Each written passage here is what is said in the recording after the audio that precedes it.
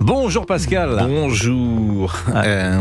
Actualité dramatique, vous le savez, et s'il y a quelque chose qui définit, je trouve, notre société, son rapport à l'autorité, ce sont les refus d'obtempérer, qui n'existaient pas il y a 40 ans. C'est-à-dire que la peur du gendarme et la soumission à l'autorité existaient. Donc aujourd'hui, on est dans une société où ça n'existe plus, manifestement. Donc, qu'est-ce qu'on fait ? Allusion évidemment Pascal, je le rappelle aux auditeurs d'Europe 1 qui nous rejoindraient, qui n'auraient pas l'information, à la mort de ce gendarme hier à Mougins, hier soir, tué lors d'un contrôle routier par une voiture qui a forcé le barrage. Alors, qu'est-ce qu'on fait ?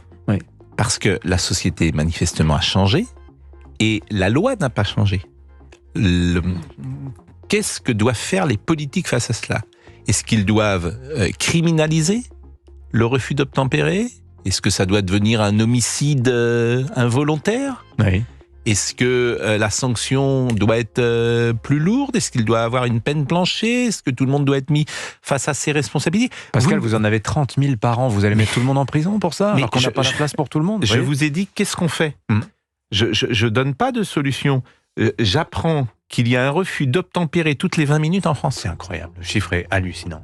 Toutes les 20 minutes. Donc vous avez des policiers qui ont en face d'eux des gens qui ne veulent pas obtempérer.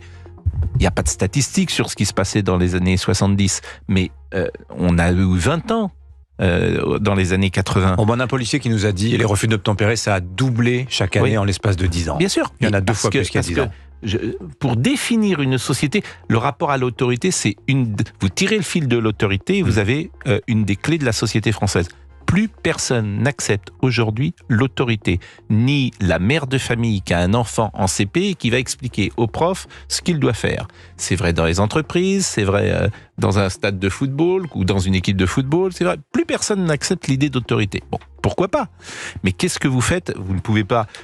on peut tous avoir une pensée pour Éric Comines, ce matin, qui a 54 ans. Oui.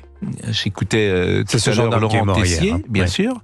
Il avait 2 enfants, 2 adolescents, qu'il ne reverra jamais, ne reverront jamais leur père. Donc, la société doit faire quelque chose, me semble-t-il. On en parle tous ensemble à partir de 11h jusqu'à 13h avec vous, chers auditeurs d'Europe 1. Pascal Pro et vous, votre rendez-vous quotidien, le numéro de téléphone pour participer à l'émission.